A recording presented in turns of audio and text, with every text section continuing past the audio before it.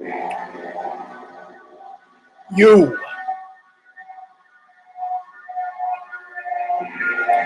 are now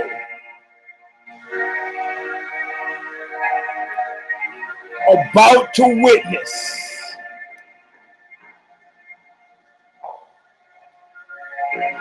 the awesome, crushing might of wait for it.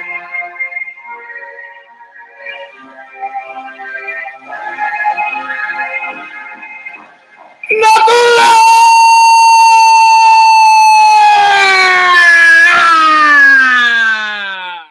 Woo! I got the vapors. Welcome, my friends, to a show that apparently, seemingly, possibly never ends. I am your host, Eugene S. Robinson, where the S stands for ass surgery. Well, that doesn't really start with the letter S, but there are enough S's in it, so you know what I mean. Round number 263. It's an MMA marathon with Bellator, UFC, and shit, because even between those two fights, I only have like 5 cares. Doesn't mean there's not stuff to talk about. But first, before we start, stigmata, calling of the just, intro, all of nothing, and Bob Riley. Guy looks like Shrek and lives in upstate New York, singing the words that make it all make sense. It's still available from Revelation Records. I love this song. It's why I signed them. And yeah, full disclosure, I signed them. I'm on my way back to nowhere. I took my time with it. Could not see so clear. I'm taking a real good look at you. I'm taking a real good look at your face. I'm on my way back to there, boy. It's being paid back and for always nothing. All right, my friends. All right. So, you know how if you I'm going to start out in a more wholesome tone. I'm not going to go. I'm going to zag where there was a zig. I was going to talk about, you know, when you go and buy some drugs, and like you take some of the drugs, and you want to socialize with the guy you bought the drugs from, so you kind of hang out for a bit. That's the public face of what's happening. The private face of what's happening is you want to hang with dude while you get high to make sure he didn't sell you bunk stuff, whatever that bunk stuff may be. So I have a distant recall of hanging out with a guy who is now a corporate lawyer. And he goes, oh, I got this from Germany. And I believe it was some sort of liquid of some kind. And, you know, he gave you one. You're hanging out in 20 minutes. Ah, man, it's not doing anything. You give me 2. Ah, man, you sold me some bunk stuff. He goes, well, it should be good. I'll tell you what. I'll give you the next 5 for free. So now you got 8. And about 48 minutes later, it all starts to kick in all at once. And you think, oh, my God, did I really take 8 microdots of the most powerful LSD known to man and invented by Germans, descendants of Albert Hoffman, a Nazi plan? No, I just said that because I had to get Nazis in early. And then you spend about 26 hours unbelievably wrecked, which is how I feel after Bellator and the UFC. You see what's happening now is it is a total war scenario, and this is a justifiable reference to the Nazis. See, people go, how did they ever expect to a world war? So you don't understand. That wasn't the point. The point was always total war as a philosophy. Whether you're talking about Boyd Rice or you're talking about a Third Reich terms, the idea was a 360-degree engagement. So Here, I'm going to use the bowl instead of the pillow because the computer is getting very hot. So I'm going to take a cereal bowl and use it as a stand. Do you think it's right that a man in my position would have to use a cereal bowl as a stand for his fucking computer so he could do the show? Anyway, so 363. So remember, we had the internal civil war with the UFC. Then there's the external war between the UFC and Bellator, whereas maybe cooperation. I don't know. In any case, what you have is then a surplus of it. The analog is the 8 micro dots of LSD, 2 nights of fights. How many fights? You know, that was over what, 25 fights? I want to quote SSD here for half a second. I'm going to paraphrase their song from The Kids Will Have Their Say, a great 12-inch from Boston hardcore back in the day. How much art can you take was the name of the song. In this instance, it's how much MMA can you take? I can't go micro on this. I got to go macro. I got to look at the big picture, and then we'll start diving in because, of course, the thing that's most pressingly on my mind is Johnny didn't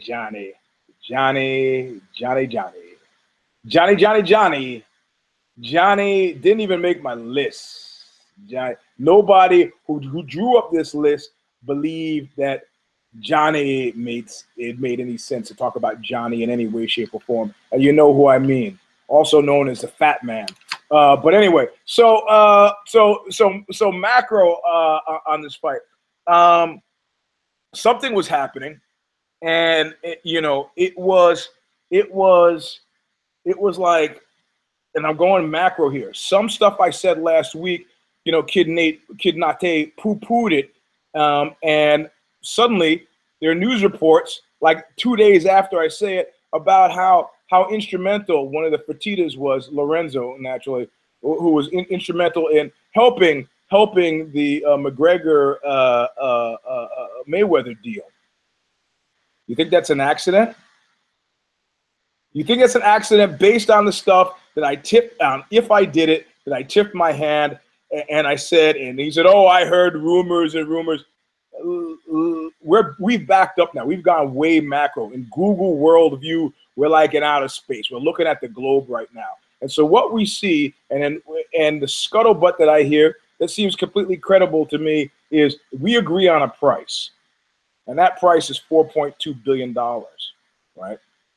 Now, when you hear about WME IMG having loan guarantees, you just figure that it's like financing something, a car, or a house, or a remodel, that they just went to a bank or something, or maybe there's some corporate investors or some VC guys. Now, I know some VC guys who are in the MMA space.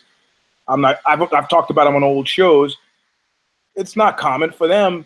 For them, they're not taking you seriously unless you're asking for $20 million. If you're asking for $5 million or $2 million, they don't even want to. I know.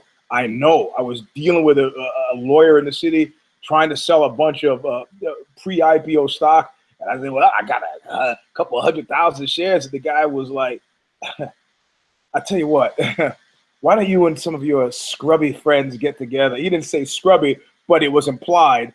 And when you get, 5 million shares, then come to me and we can talk. But right now, I'm not getting out of bed for that. In other words, your stock value is what I paid to get that car that got me here today. So fuck you, that's my name. So you think it's going to be somebody like that. You don't think by any stretch that it's going to be the guy who sold you the company, right? It happens all the time. I could talk about GameLink, the porno company that used to do Skull Game, where I started Mac Avenue Skull Game, and how Ilan Bunimovich allegedly got screwed over by Private, the porno company. The reality of it is, say, look, the price is 4.2. So why don't you come up with what you can, and you pay me? Here's a payment schedule for the other 2.2 bill. We've got enough money. I'm just speculating. Eugene S. Robinson is just speculating. That's all. And so it seems like a good deal. because it's all about financing with OPM, other people's money. And so they go for it. They go for it. But there's little teeny tiny print. You realize this what the teeny tiny print says, don't you? The teeny tiny print, probably in all likelihood, based on talking to a merger and acquisition attorney, teeny tiny print says if you miss payments, if you are in arrears, or if you somehow do something, for example, I buy a house and think that the best thing for me to do is to paint the house purple and orange, thereby lowering the value of the thing that we own together, then there are probably stipulations for clawbacks for me to get out of the contract. You see where I'm going with this? Maybe you don't. The generous, altruistic guy who says, I'll tell you what, I'll give you a set aside $2.2 billion. You go on record as having paid, it's to your benefit, to having paid $4.2 billion for this company. Everybody goes, my God, what an impressive, incredible value. Future sales, you set a benchmark, you put a flag in the dirt, and that's where you go. However, if you cannot, it's not like Lorenzo wrote a check. What he decided to do is like say, look, you can pay me the other $2.2 billion on a slidable pay scale. You had to see the casino coming on this one like a fucking charging locomotive, because if you miss or you somehow screw up the value or do deleterious, and I'm sure the D-man will correct me on my haphazard legal stuff, but if you in any way, and he already has, no, not yet. So if you in any way screw this up, it'll probably, like, just for example, it will revert back to the previous owners. You'll get no credit for the for what you paid them, and you will owe the remainder of what's paid them. So conceivably, and I could have this wrong, and if you're a lawyer or a legal mind, feel free to correct me. But conceivably, and this is where the civil wars come into play, conceivably, you could sit back and watch them drive this property into the ground, one day decide, I'm going to demand that 2.2 bill. I want it now on an advance schedule. They can't pay. The company reverts to you, and what have you had? Well, you have essentially you've gone on record as having sold 4.2. They still owe you 2.2 billion, and they've been paying you the whole time. It's like a house that's foreclosed on. What has it? When people talk about the houses being underwater, we can't sell this house because we would have to pay the bank back more than we made from selling the house. So the bank we would no longer own the house. The bank would continue to own the house, and we would still have to pay them. So all of a sudden, the accidental bumbling and fumbling, the internal civil war starts to seem strange. Like, hey, Mr. Fox, I got to go on vacation. Can your house sit my chickens? Oh, well, I say chickens. I don't know about that. No, please. I'll tell you what. I promise you. I'll give you $4.2 billion. Well, I don't know, the 4.2 billion. Well, all right. Well, I can only come up with 2.2, but what about not? Well, I'll tell you what. You give me the 2.2, and I'll invest the other 2.2, and you just pay me on a schedule for that 2.2 billion. So I'll take the 2.2, and then I guess it would be 2, and then you pay me back the 2 billion as you have it. And let's hope nothing bad happens to your chickens or your company. Because if something happens to the company, pobrecito, yeah, exactly. And I tell you what, says Mr. Fox, I'm going to leave the bald one over here. The bald fox here, he's got to take care of things. He's going to take care of everything. Don't worry. He's a pro. What's the first thing he's going to do? He's going to fire Goldie. He's going to fire Stitch. He's going to make a headlining card. Oh, it'll be Kevin Lee and Michael Chiesa. Who? Chiesa who? Chiesa who? A guy with a beard. So you have to, I could be wrong. I could be completely wrong about this. But there are a couple of things that I'm completely right about. Retired guys don't help anybody but their boats and their bait and tackle or their golf clubs. Maybe they make a call. Retired guys putting together fights, encouraging over the wishes of a guy that used to work for them who happens to be bald. What I'm saying is, my advice to you is this, Claudius: trust no one.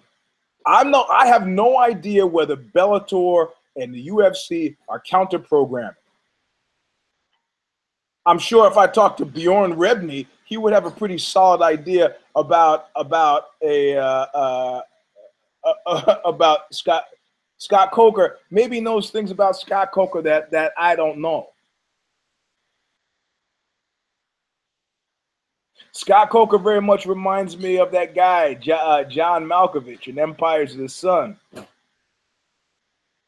Bjorn Rebney is the guy who jumps out of the train first, and the Japanese soldier says to Bjorn Rebney, "Pick up that fucking rock." And Bjorn Rebney says, I am a soldier in the army of the British," and then they stove his head in with the gun. And Scott Coker jumps out, and Bjorn Rebney goes, "No, I'm okay, I'm okay." And Coker looks at him like, and picks up the rock. Survival of the fittest. I mean, we're looking at these fights, and somebody was like, "Oh, Chael and Vanderlei. What do you?" I go, Chael is a corporate officer. You understand that Scott Coker has, in a business sense, perspective, has recast Bellator as a startup.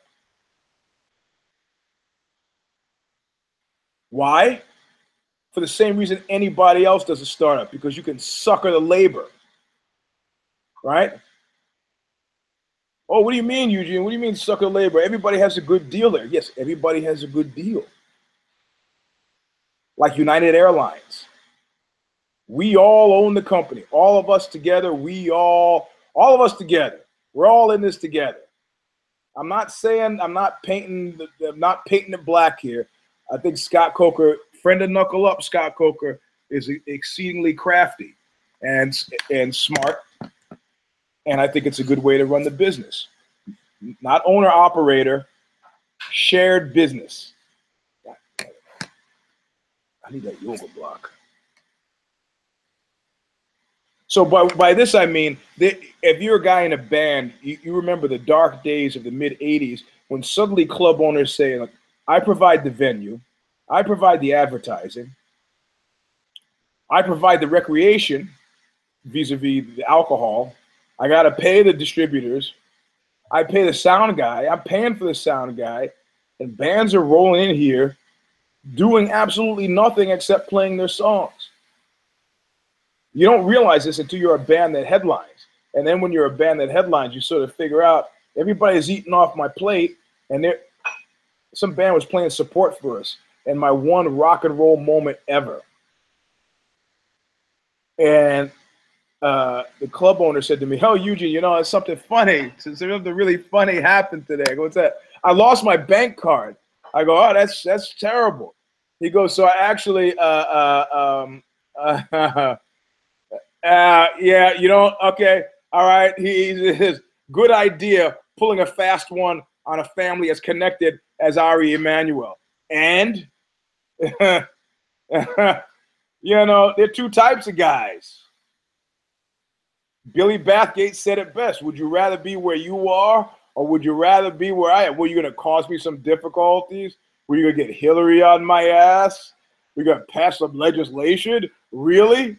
You know what legislation you're going to pass? You're going to pass legislation on my asshole. That's what you're going to do.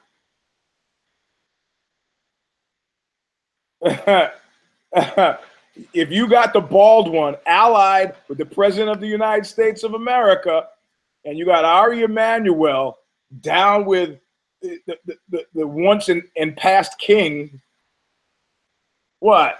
What's going to happen? You lay down with dogs, you got up with fleas. Nobody, Democrats, all your political friends got bigger fish to fry at this juncture in time. I don't think there's any downside at all to screwing over the Emanuels if it comes to that. They were big boys. They got in bed knowing what they were doing. And like Mr. Marcus said, they knew what the job was when they took it. Yeah. This is a live tweet thing. The D-man says, I've seen a United States senator's wallet just sitting there and let it be. And left it be. Just saying. Oh, I guess he saw it. And Ari's in with Trump too. Well, then it becomes a scene with Johnny Fontaine, and they both sit. And Rahm's basically a Republican too. Yeah. And they both, they both sit there. They solve the difficulties. But the reality of it is, I don't think Ari's going to get screwed. No. I knew this woman once who had like $14 million, and you can't Donna Shalala me on my old show. She got it in a divorce proceeding. Her husband worked at Tibco, which used to be Technicron, and in divorce proceedings, she got $7 million, and it was 14 that they stock they had, and stock options. The company went public, and then they, and she bought a Jeep for her daughter, a Lexus for herself, and a townhouse. 2 years later, I see her in the parking lot of Scruffy McMurphy's. What are you doing here? I'm leaving work. Work? What are you working for? Just to stay busy? She goes, busy? Yeah, just to stay busy. Busy? Nothing. I need a job. Oh, can you just live off that $7 million? She goes, $7 million? It's gone. How did you lose $7 million? Well, my financial advisor. I bet your financial advisor is not working in a greasy spoon. I think your financial advisor saw you and was like, I'm taking it. I'm fucking taking it.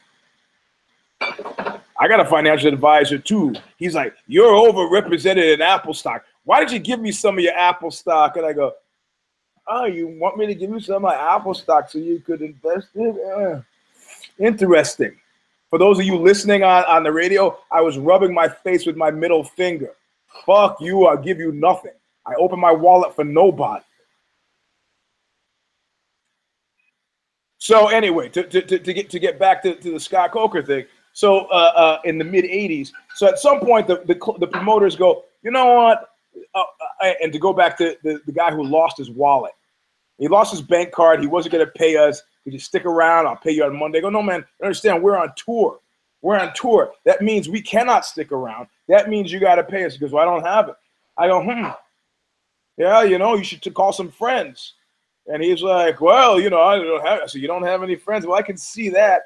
And the band that's playing support for us is on stage, and they see me off to the side, and they're amused. They're local guys. They're amused.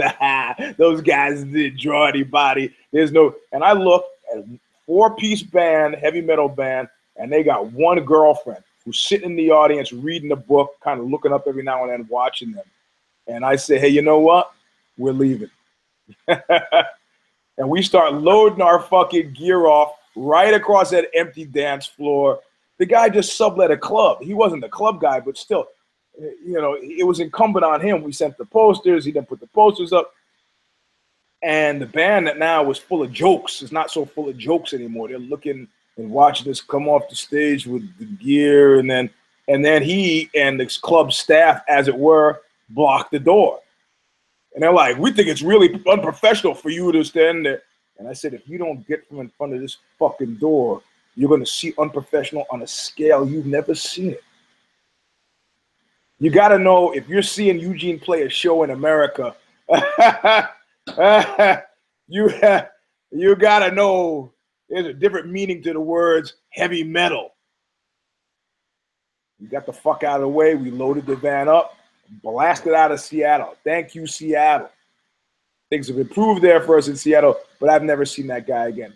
But at some point, club owners said, you know what? You're going to have to sell tickets. No way. And bands were outraged. I provide entertainment. I provide, and the club owners were like, nah, you don't. You don't have, if you can't sell 100 tickets, you are fucked. You are a hobbyist. You're a guy who should play garage and backyard parties and leave me the fuck alone. And Scott Coker, after 20, 15 years of people having embraced this as a way of doing business, I think Scott Coker, and I could be wrong, it's not like I don't work out, train with Mike Colgan, his number 2 guy, who's technically paid by Spike and not in a clever turn of events, played by Spike, and not, he's too much of a loose cannon to be paid by Bellator, paid by Spike, not on the payroll. Hey, he's just a guy hanging around for Spike. What do I know? What do I know? That he could be charging bands. He could be telling fighters, sell tickets. You want to work your way up? I'll give you, how many tickets do you think you can sell? That's the difference. The assholes in the old days would say, you got to sell 100 tickets. You got to sell 100 tickets. Guys would say, oh, at the end of the night, let's settle up. Give me the money from the 100 tickets. Well, we didn't sell 100 tickets. Well, how many tickets did you sell? Well, we sold 5. So you were supposed to sell 100. You sold 5. That's 95 tickets times 10. You owe me $9,500, and I'm not letting your equipment out of this fucking club until you pay. This is the kindler, gentler version of that.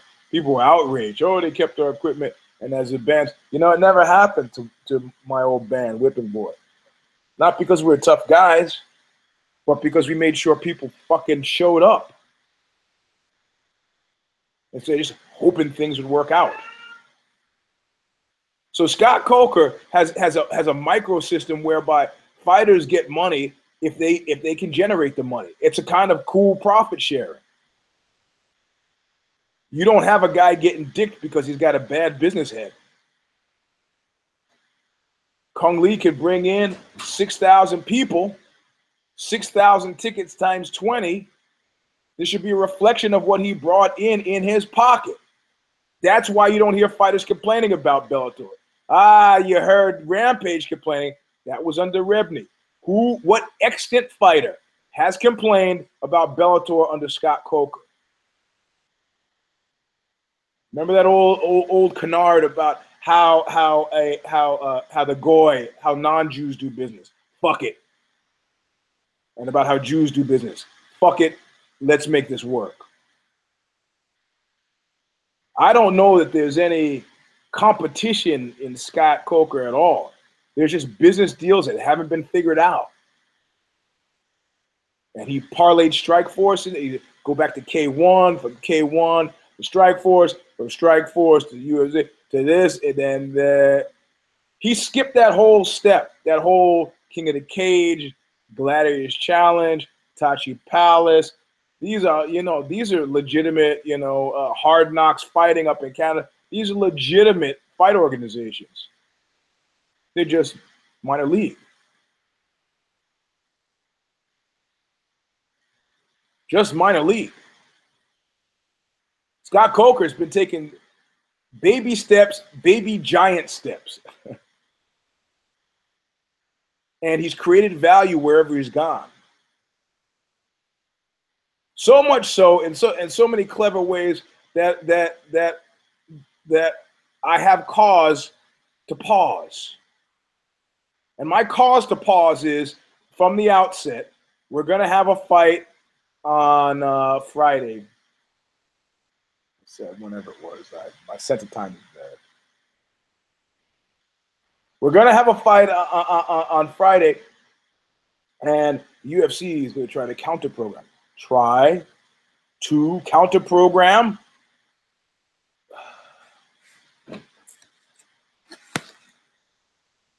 Oliver Hardy.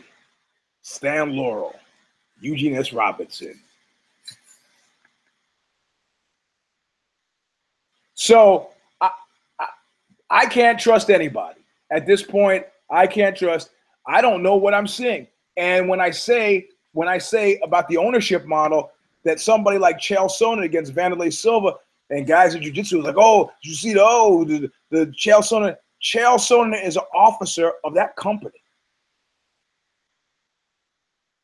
In other words, he can reliably be counted on to sell 2,000, 3,000, 4,000, 5,000 tickets. In fact, rather than the old band model where they give him a bunch of, mimeographed, rubber banded tickets to sell to his friends, I think that they say it's more of a Hollywood movie deal. You take a low thing on the front end for a percentage on the back end, because we know with your gift of gab that you're going to get people in here.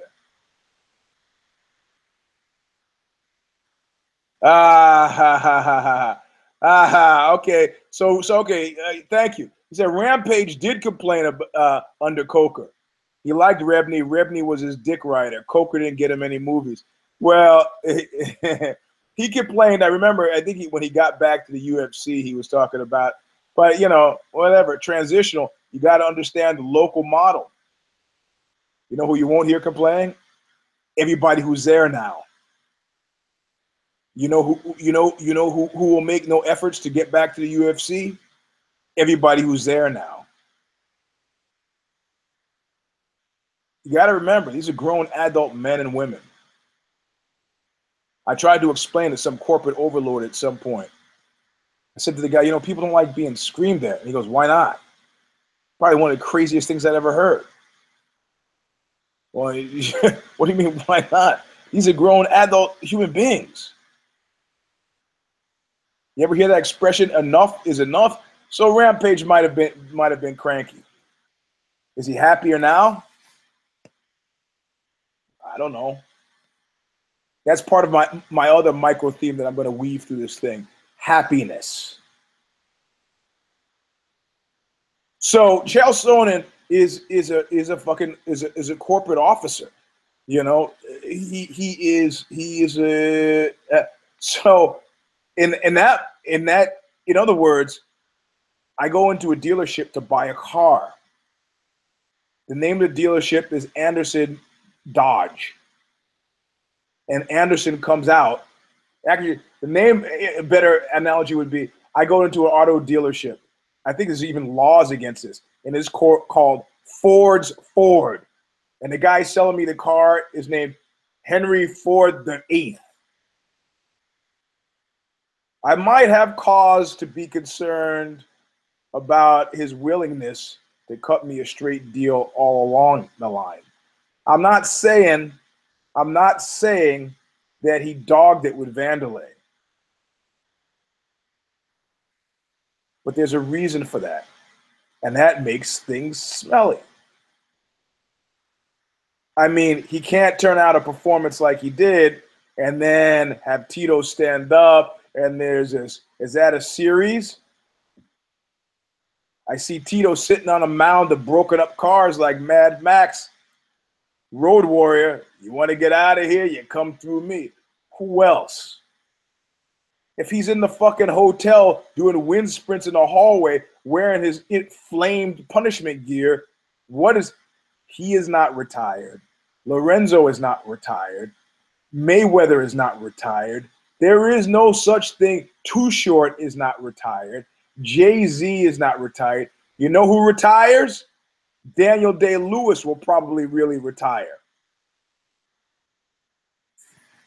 There's an ambivalence that people who act have. Robert Mitchum had it. A lot of people, Marlon Brando had it. Those are not gunshots.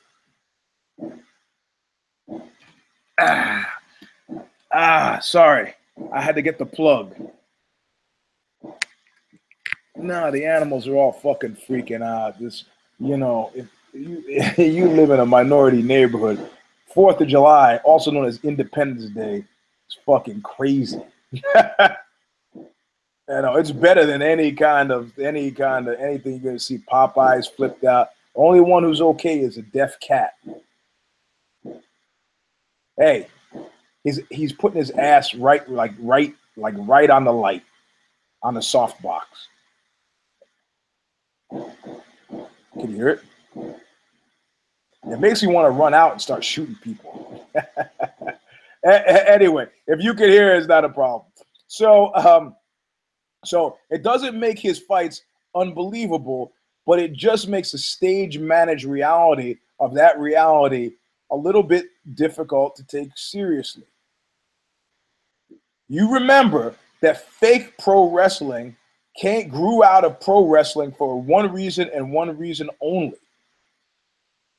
Because if you were really fighting every night, you can't really fight every night. And those guys in the old days, Luthez, Billy Robinson, all the hookers, Ed Strangler Lewis, Carl Gotch, they were serious fighters. But they got to eat. Got to fight every night. They cooked it up. And they were trained. It's like the funny thing is people thought it was all fake.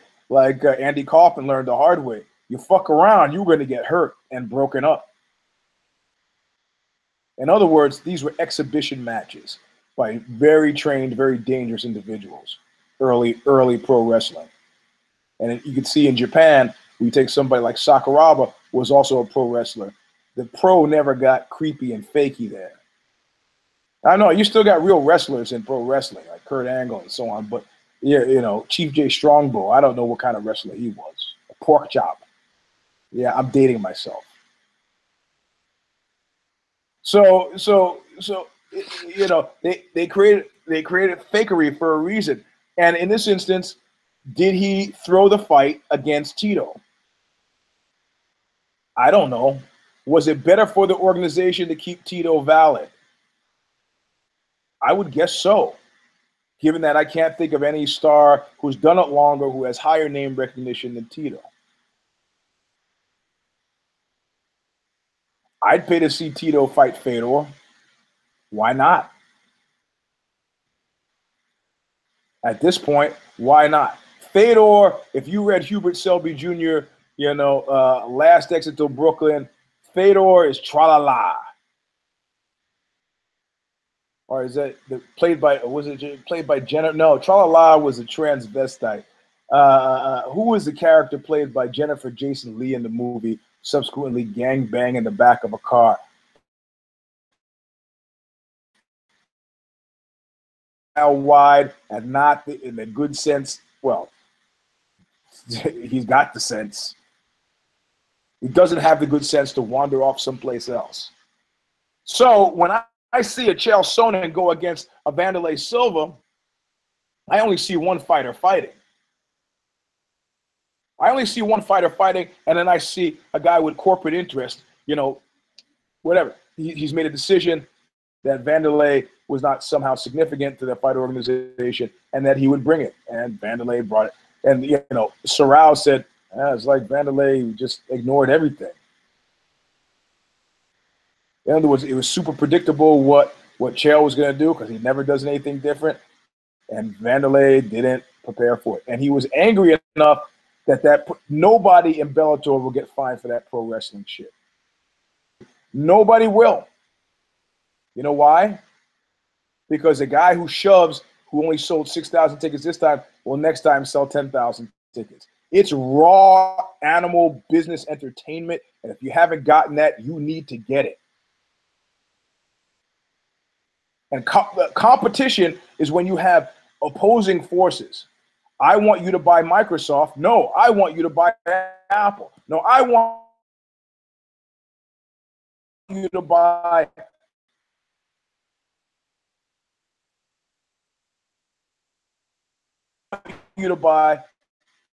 that is competition.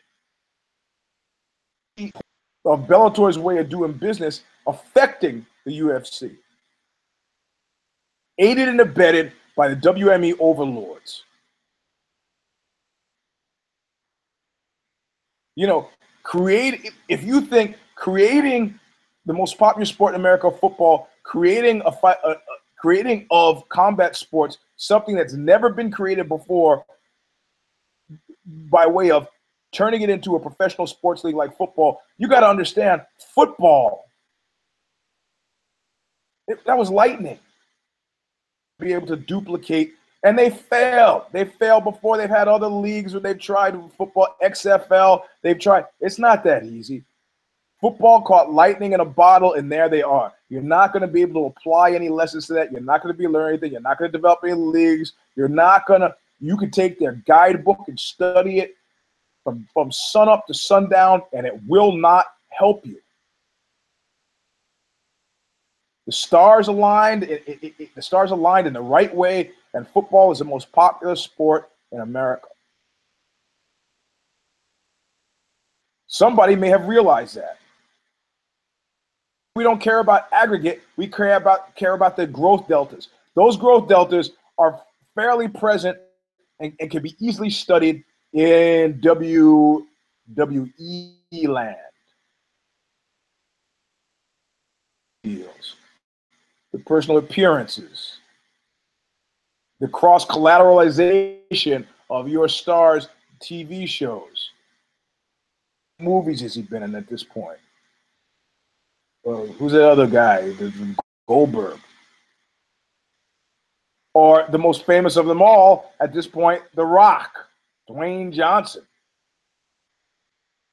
You don't think he whatever contract he signed, Terry Bollea, also known as Hulk Hogan, had a freaking deal. In the early days, I remember a big lawsuit between he and Vince McMahon that had to do with Hogan, the name. Create the name. We own it. This is not magic. You think the people who leave Saturday Night Live, you think Lorne Michaels just lets them leave? Oh, well, I guess take a sabbatical, take a leave of absence, take some PTO. No, that's not how it happens. How much you getting from this movie? Ah, great, $6 million. Okay. Got there by dint of here. You should pay back into the system. It's not criminality, it's business. So I'm not saying that Vanderlei dogged it, but I'm saying that you have a fundamentally different trail than you did against Tito, another Bellator corporate officer. What does that mean? Nothing. I think that fight was as legitimate could be. But when you think about these guys retiring, they're never going to do it. Chris Lieben hasn't retired. The other thing has happened. Nobody cares about Chris Lieben. That's exile. That's not retirement. Bill Gates is no longer the CEO of Microsoft. I think Microsoft. Okay. Indian Cat out. I forget his name. Satya. Yeah, I don't really remember his name. So you have a corporate officer going against a recently acquired property that cost a lot of money. Fans that drew didn't have to sell tickets because they could go, yeah, we draw. We don't have to sell tickets. This is not something that somebody who draws does. Got it. Got it. Don't have to sell tickets. You're not going to have that guy sticking around. You got to level his karma a bit. I'm not saying it's a foregone conclusion was going to lose, and I'm not saying it because I picked him. Silva. You know, Chael fought like I knew he was going to fight, and Vanderlei, delivered. Side just didn't pull off.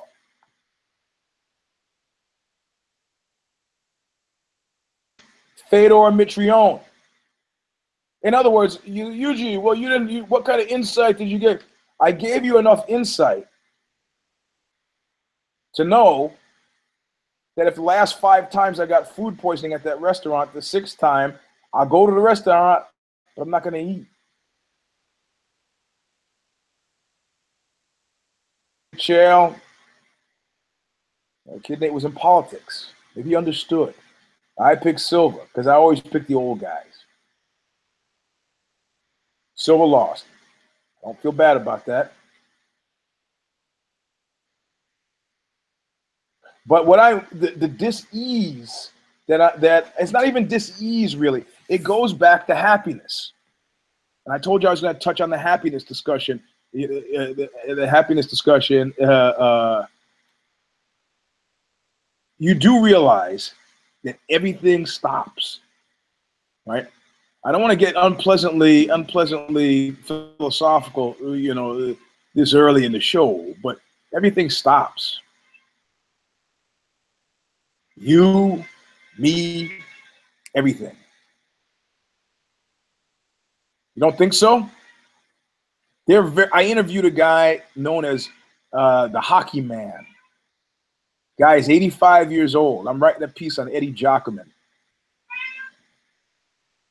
And I interviewed this guy. He's won an Emmy. I'm being sexually harassed. Emphasis on the ass. He's 85 years old. The guy is encyclopedic walking. He won an Emmy for his sports programming called Mr. Hockey, I think. Most of us. I named Chief J Strongbow and Pork Chop because that's when I was into professional wrestling. Got out of it, got back in when? Baron Von Raschke, Georgie Animal Steel, Fuji, got back in, got back out. Haven't returned. Have a passing, understanding of who The Rock and who these new guys are, but The Undertaker and so on, I don't give a fuck. Francesco Impastato, also known as Ciccio, Ridgewood, Queens resident, super base. Used to go to baseball games with his father, Pete Impastato. Super big Mets fan. They have a strike. He is like, fuck it, that's it. And he's never gone back. Well, you talk about baseball, he's never gone back. Basketball has started to dip so precipitously that people were casting around. They said, well, probably the problem is because there are too many black guys in the NBA, and that's why it's dipping. I don't know. I could say it was the absence of stars, or I could say that at a certain point, people just, people just lose interest. Which means something. Which means that the people who create these organizations understand that on the life cycle of the organization, there's a time to strike, and there is a time to hold it and a time to fold it. Time to keep playing and a time to get paid out. Unless you have football, you're going to have a cyclical that could kill you. Kill you. It's a musical Ponzi scheme. Musical Ponzi scheme. And when that music fucking stops, you're going to discover something. ABA, remember that? American Basketball League. NFC, AFC used to be separate organizations. They combined. They whatever. I merged.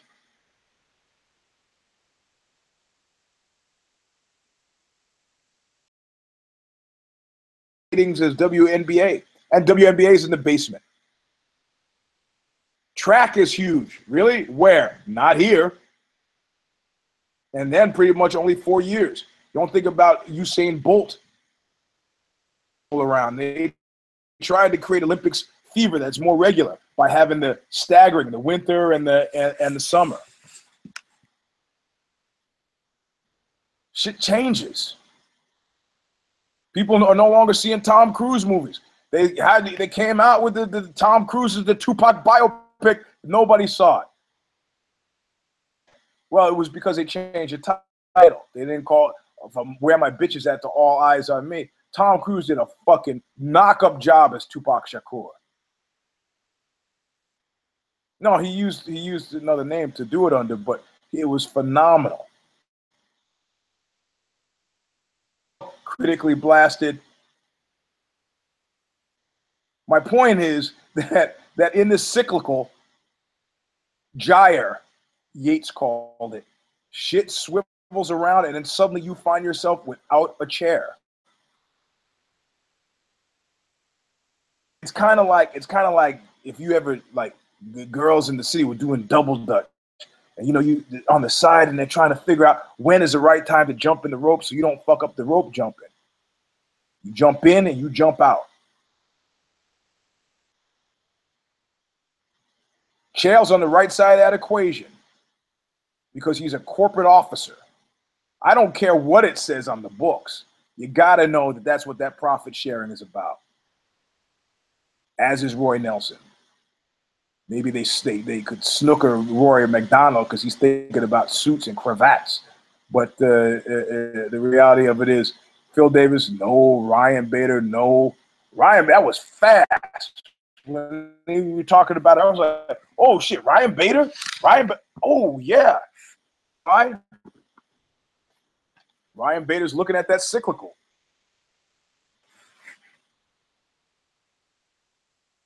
So, speaking of which, I'm going to jump around a bit. What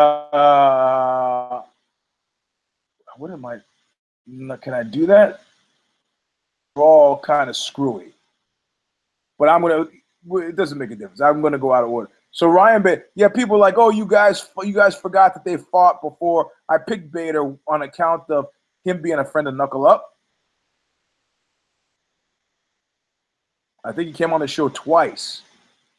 And I like Mr. Wonderful, but he is a glorified Francis Carmont, according to Kid Nate, and I kind of agree with him. Kid Nate picked Davis. I picked Bader. So we're now 1-1, right? Yeah.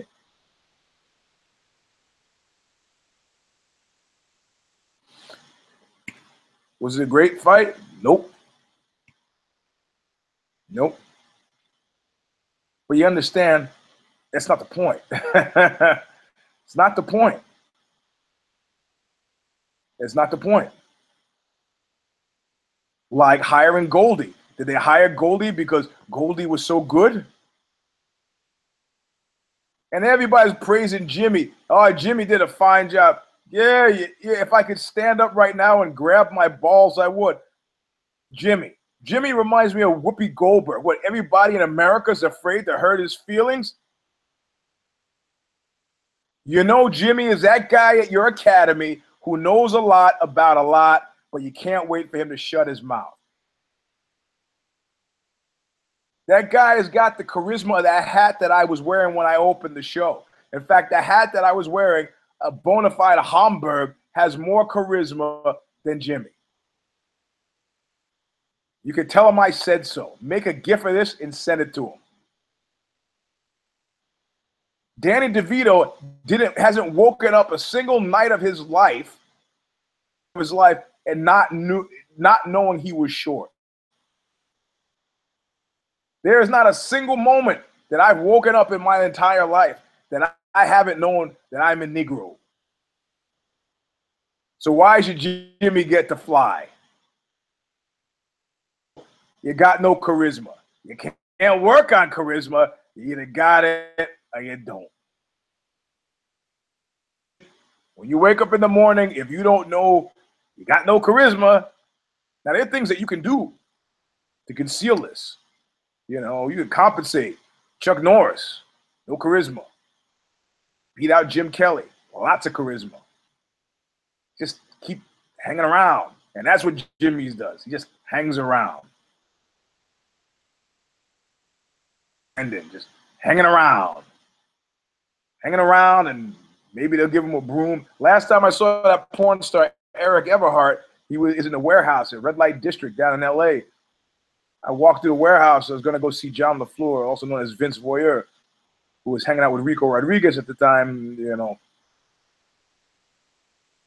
Rico's girlfriend maybe was, I don't know the telltales out of school. And Eric Everhart is whistling and sweeping up the warehouse, happy as can be. Owner-operator, baby. Sweeping up. In the warehouse, Red Light District. Happy to do it. Happy to do it. So, you know,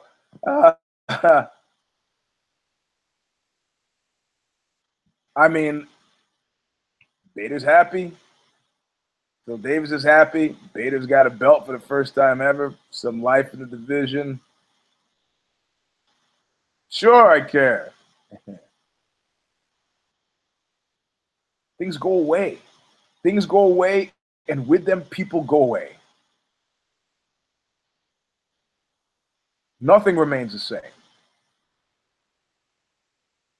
And when you think about things that way, you realize that the people the stewards, the people that you have entrusted your entertainment with, your Friday night, your Saturday night, your Sunday night with, people that you have, you know, I mean, at this point now, over the last 10 years, I probably have spent more time talking about the bald one than I have my cousin in LA. In actual fact, I think I could safely say I've spent more time with him. TV, back when Future Media had hired me to try to make some deal. UFC magazine, which was a complete catastrophe from top to bottom. Our trying to sell it was the best thing about it. And then they did it with American Publishing, the same people that used to who bought Weeder magazine and went into, I don't know, I'm talking out of school. But my meetings with Jennifer Wank, I think was her name, and the marketing team at the UFC, during my time there in the same room with the bald one, more time than I spent with my cousin. We've entrusted these people with a certain amount of our lives, like Francisco Chicho Impostado did with the Mets and baseball. And that fell apart. Why? Because the players were not being treated well. And the owners were like, well, we create the venue. Well, we bring the people. We bring the people. And they fucked up. That's cyclical. And the guys who were A-list guys then, Gary Carter, I think, and some of the other, they're fine. Who might have gotten a little screwed. The Zetas, they knew they were going to get screwed anyway. They didn't give a shit. They were just happy. Hey, man, I'm happy not to be working at Home Depot. Fuck it. Who had aspirations to be alphas who got screwed. And none of the guys from the UFC who came over to Bellator are those guys. So they're happy. It's like having sex with a 300-pound woman. You are relaxed as shit. And she is super happy. This is prime time, perfect sex. You know, like the old dirty bastard said, the guys be going after those fancy bitches. I like myself. You know, why? Because when you're having sex when you're tense is a drag. And I didn't go down this alley for no reason. It's Popeye. It's always going to be fun to watch alphas fight, even if they're alphas who are back on their heels, because they're not worried about things like the rest of us are worried about. You know the ugliest thing in the world that anybody sees when they're around me during my week? Me working. That's the ugliest thing anybody sees because, like Billy Squire, it is grim and relentless. I sit bent over this computer with earplugs in, not looking left nor right, typing and type like one woman who was in the sales board. What do you guys in editorial do anyway? Writing and typing. Typing, that's all we do. I'm an alpha who's down on his luck. And watching me could be grim. How grim, Eugene? There's a concentric circle of people around me who have all quit. You know, I mean, I'm trying to help with morale, but I got to load the truck. Stuff's got to get done. So the more guys that come over who are alphas from the UFC, the better the product will be. And the more they'll share. Start luring over betas.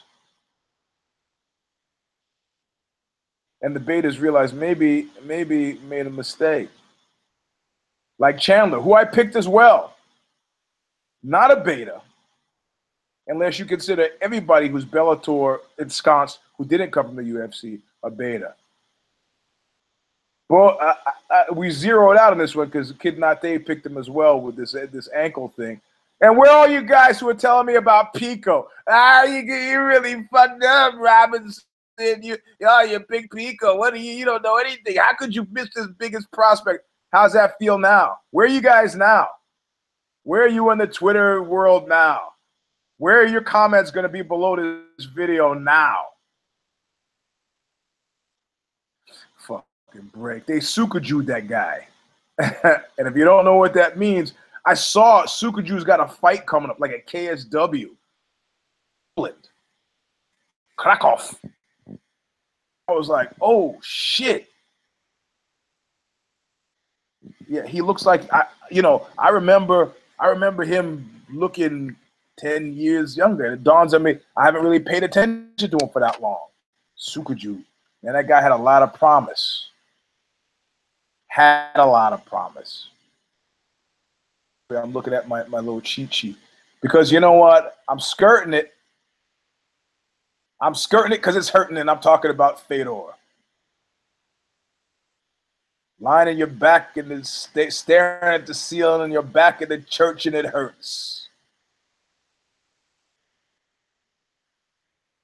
This is something that I think Fedor was seduced by the Coker-esque operator theorem.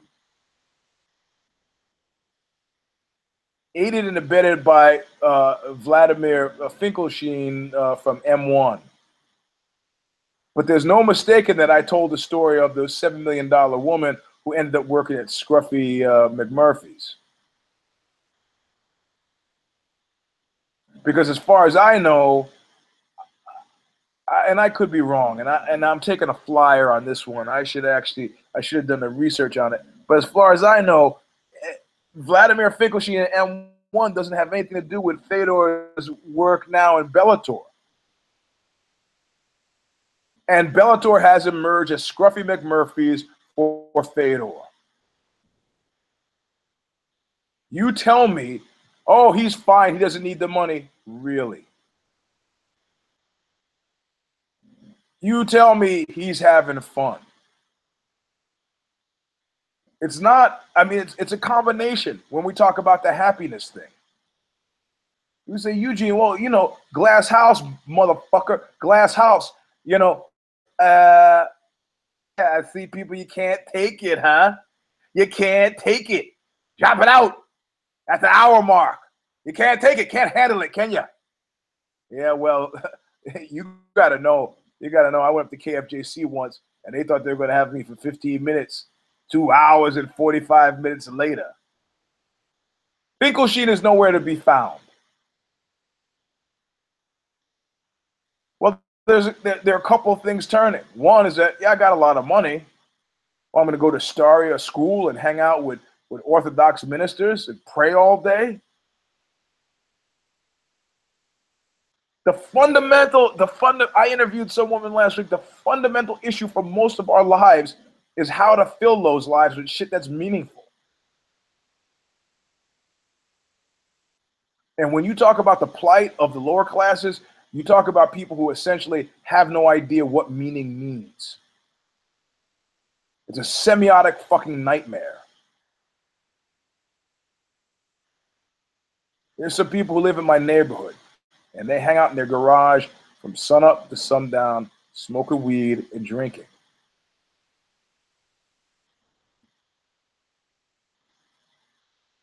You want to talk about Viktor Frankl, a man's search for meaning. To search for anything, you have to have the tools to begin the search. Absent the tools to have this search, animals that we keep as pets, they're fucking prisoners. You think Popeye wants to spend his time the way he spends his time? I look at dogs who have free-range dogs here. And they get killed a lot in his neighborhood, but they also spend a lot of time running in the streets. Usually small dogs. Bigger dogs that people own.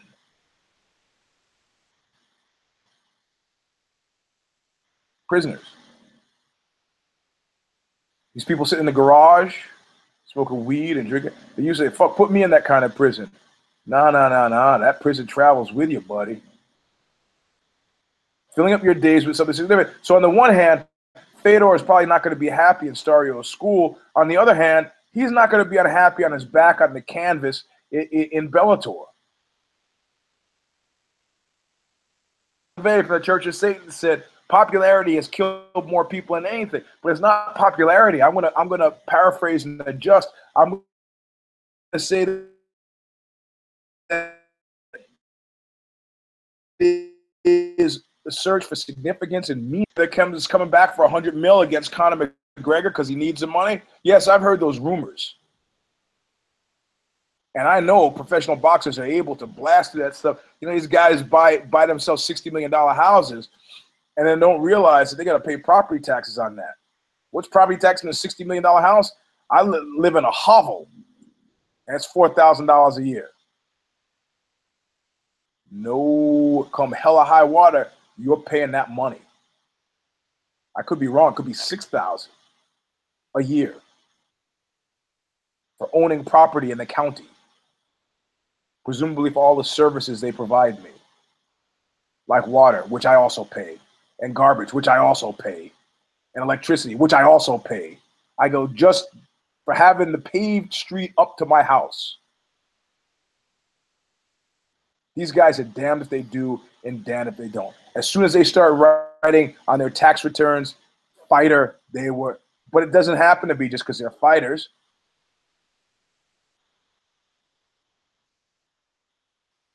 I put editor on my tax return. The only way you manage to fill your lives with significance is either to lower what counts as significance for you or alternate your significance. In other words, you can't get screwed in the Ponzi musical chair scheme if you're not playing that shit, Music stops, starts, doesn't make a difference. I'm doing something else over here. Every single quadrant has its own Ponzi musical schemes. So it's like, okay, if I'm in the editorial room and the music stops there and I'm fucked, well, I still got the music room. And if I'm in the music room and the music stops, well, I still got the Brazilian Jiu-Jitsu. But these are not income strands for me. When I had numbers of income strands, I got audited by the IRS 3 times. Against Mitrione, I said at the time that I felt like, because I couldn't vouch for what Fedor's head was doing, that I had no idea what Fedor's head was doing or where it was or how it was. Or what's going on. I mean, he's kind of a strange guy. I had no idea. But this was a Chris Woodpile Weidman moment for Mitrione. You had to know that. You had to know. To be the guy, you had to know. What does this mean for Fedor? Does this mean Fedor's lost battalion? Well, he doesn't talk a lot. But I tend to find Russians to be realist. All that time getting shot by Nazis, you were a realist, quick. So I'm tending to think he's not lost battalionized. That's coming up. But did you like seeing that?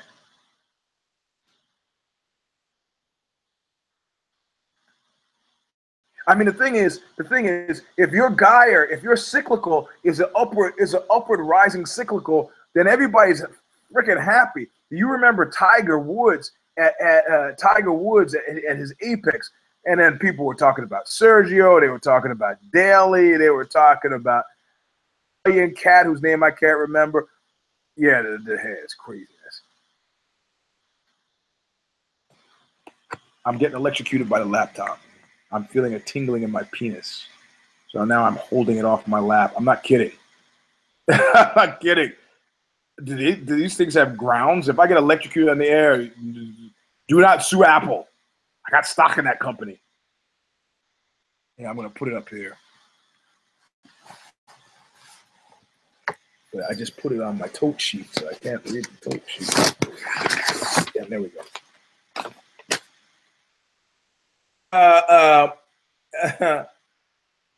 And look, there's things. I picked Haim Ghazoli, my dude from Tel Aviv, and he got fucking murked by Ryan Couture, which is.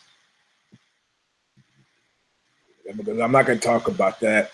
Lima, I picked, yeah, and Chandler and the ankle. I'm not going to go. In fact, I'm about to now segue to the UFC.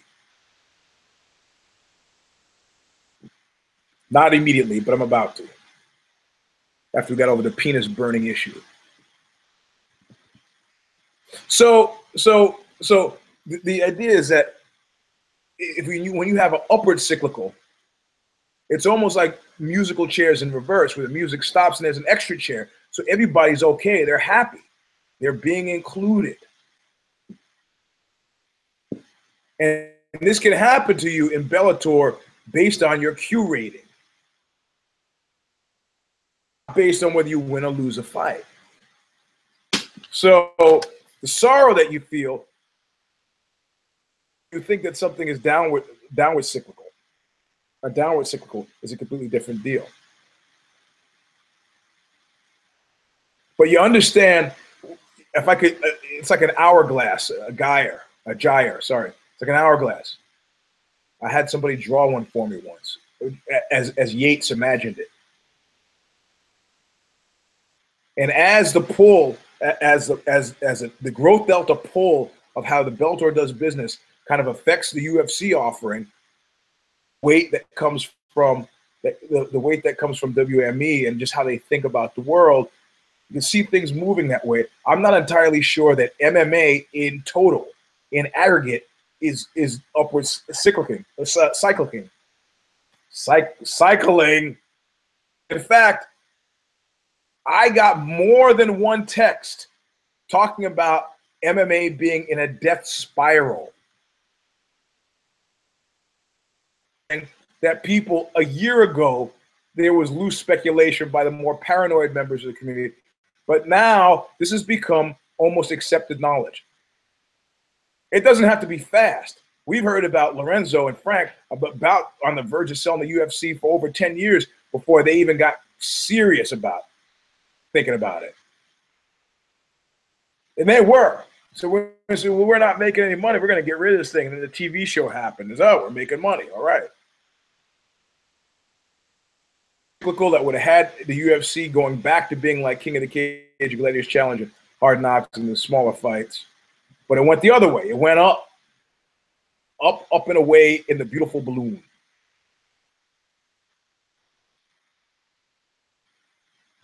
Good cyclical. Music stops, everybody's got a chair. That's good business. But as the UFC gets closer to Bellator, and I'm not saying closer in the sense that, oh, UJ, tonally, I'm not talking about tonal, but I think the way of doing business has them more aligned than opposed. Competition in MMA. Fundamentally different ways of looking at the world, whether you're at Microsoft or Apple, it's not that. These guys are chasing the same thing. And it's K. And keep in mind, NFL got to where it's going by NFC, AFC, baby. Joined forces. SAG-AFTRA joined forces. AFL-CIO joined forces. MLB was composed of what? National League and American League. Join forces. I could be wrong in the baseball thing. I'm so strong on the baseball. So, so they say, so they counter now, and is this cooperation? Because it's not competition. The C would be conspiracy. And I'm not going to say that because it implies a victim, and I certainly don't feel victimized as a result of having embraced and enjoyed it. I didn't pay shit for it, so I guess, how's that possible, Eugene? Let's not talk about that.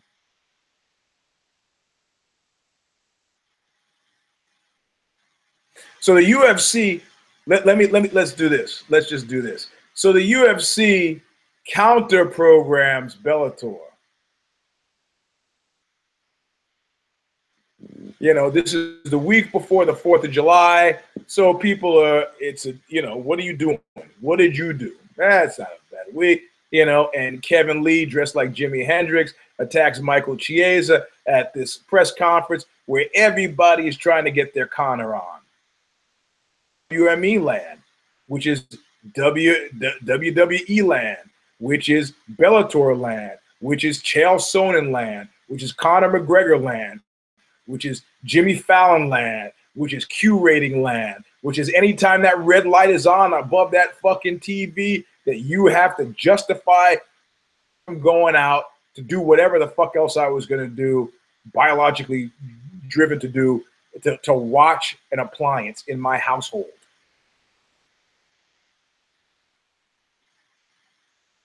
Oscar Wilde said it best. Any person may talk of themselves, providing they can be entertaining.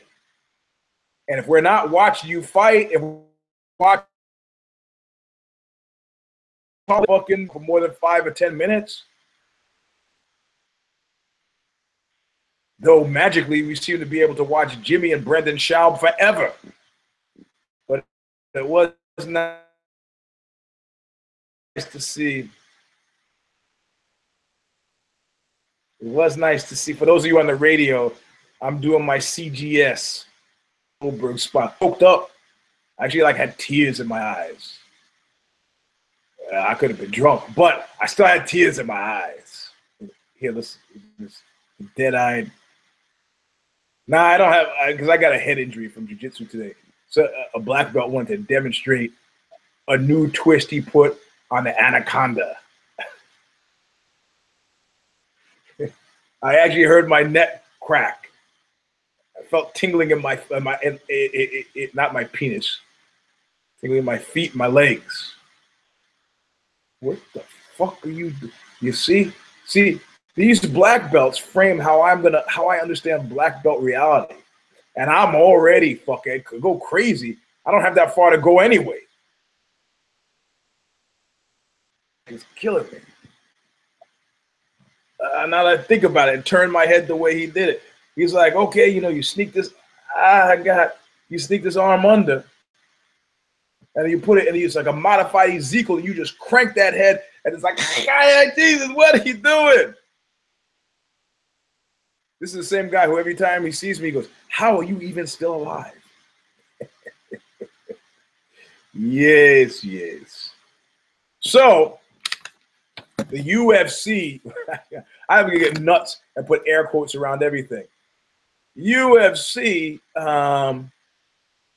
has this fight, Lee against Chiesa. And it's not a huge fight, but they have enough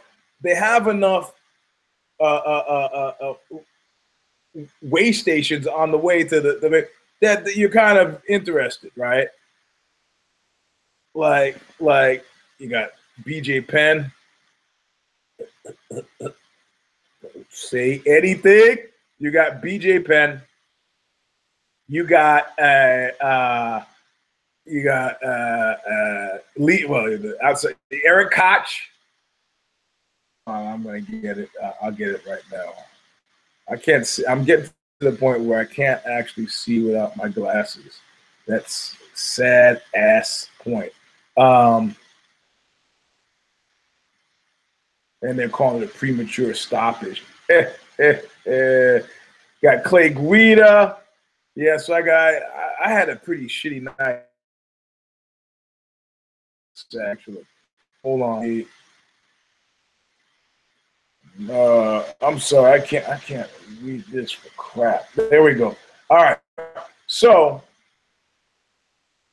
on the way station, if you watch the Care Don't Care preview, Stansbury and Kimball didn't care. Case Tony Martin, almost because of Martin, didn't care. Almost cared because of Martin. In the end, didn't care. And that's what, this is a reverse gift.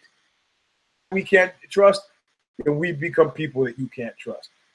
If Tony did it, if I cared, it would have been to pick Tony. But I figured Tony never fucking wins, so why pick Tony?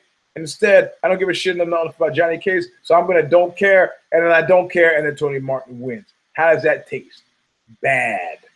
All right? Jared Gordon and Michael Canones didn't care, and when fortunately, God love you, it was ended in TKO in impressive fashion, but still going into it didn't care, and I guarantee you dollars to donuts, and going into the next one, I will not remember. Devin Powell didn't care, a split decision, and that's great, right? That was great use of my time. Carla Esparza was the first one I cared about, and I did pick fair enough to pick Carla. I'm looking at my tote sheet and looking at it, but if I had cared, I would have picked Carla Esparza against the Moros. Vito Miranda and Marvin Vettori didn't care. Didn't care, and then they slogged to a unanimous decision. Vettori, so what? And next time, had I paid attention or cared, I wouldn't have fucking picked. I'm not going to remember next time anyway. Clay Guida.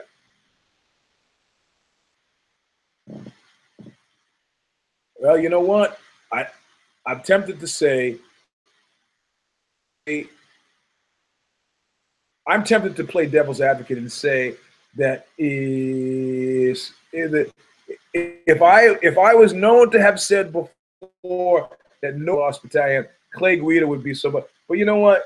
Clay Guida knew where Clay Guida was. Dude's a realist. He's just happy to be somewhere. Is it fun watching guys who are beta eyes and realize that fundamentally it's hard to be a beta in an organization that's an alpha? You know why? Because these guys could go. Clay Guida is different than most. He could go to Scott Coker and say, "Hey, I'm ready to. My contract ends, one more fight," and Coker would take him because he knows Clay Guida is enough of a name for him to put enough asses in the seat. He's going to sell enough of those tickets. However, this BJ Penn fucking Dennis Seaver thing. Both Kid Nate and I picked Dennis Seaver. I picked Dennis Seaver first. It should be noted. I picked him first. BJ Penn got that shot. It was the second round. Doesn't mean shit. Put my mother in there, she might get a shot. Question is, BJ Penn comes from family money. He's had money. Again, the issue is continued significance. I mean, whatever you do in your life, there are only certain people that can make this. Whatever you do in your life, stop doing it.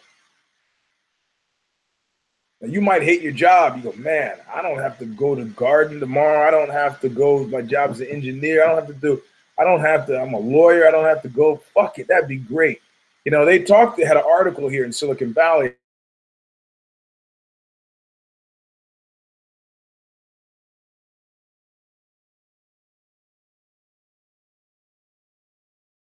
Similar pattern. Like, I'm going to do what they want to do. I'm going to teach myself how to play. I'm going to play an instrument. And they get good at a piano or guitar or saxophone. They're like, this is great. I can play saxophone. To learn a language. So now they're 32. Intensive saxophone lessons. And they go to Berlitz, language institutes. They learn how to speak Japanese. Now I can speak Japanese, and now I'm 33. What am I gonna do today?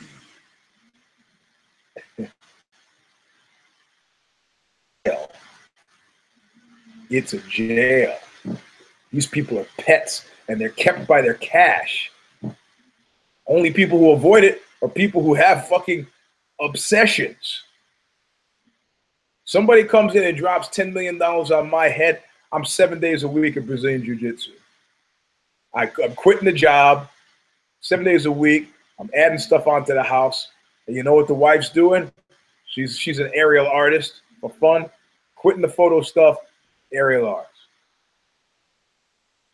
7 days a week. In fact, my whole week is based on how well I do in jiu-jitsu. Not at work, jiu-jitsu.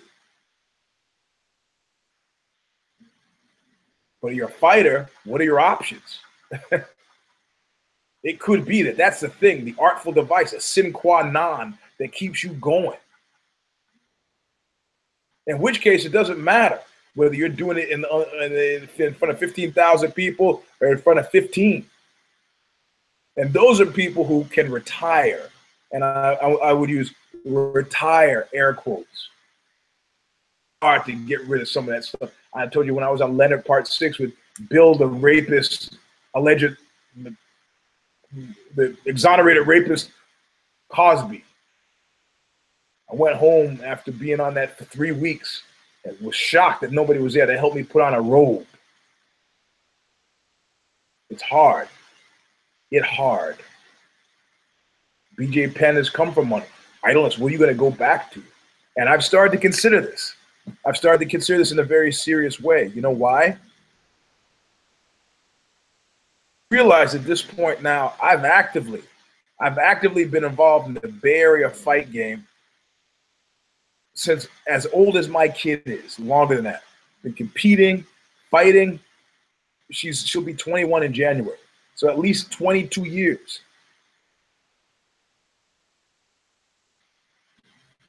I had like 2.5 years doing MMA in the SF Fight Club. I lost some coaches, 3 different jiu-jitsu coaches. Lee. You see me fucked up my knee. Yeah. Let's see if I can show you. Yeah. There you go. Yeah, there's a scar. The Kung Lee infused scar. Got it right there. Look at it. Courtesy of Kung Lee.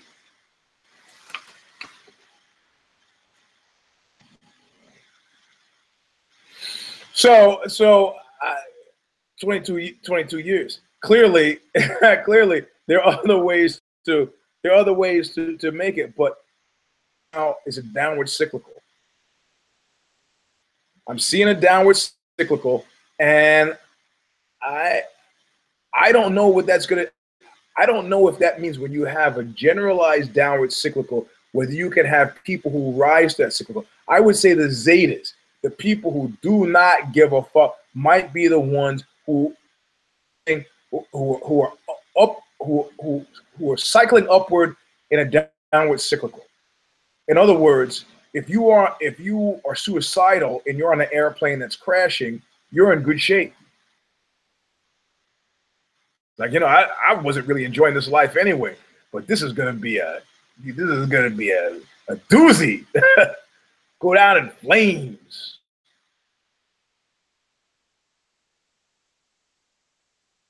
So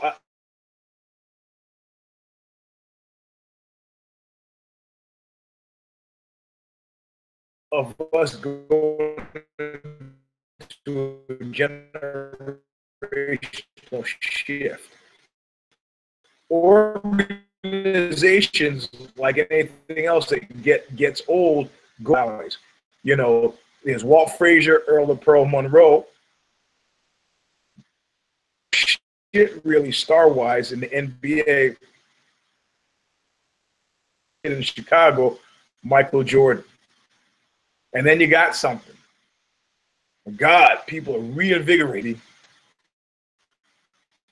The difference is in a sport, you can start to get the attention, make it by shit. dope shit had a good Q rating. He didn't have to talk slick. He didn't have to dance and make a hip-hop rap, or didn't have to do any of that. He had to do what he did well.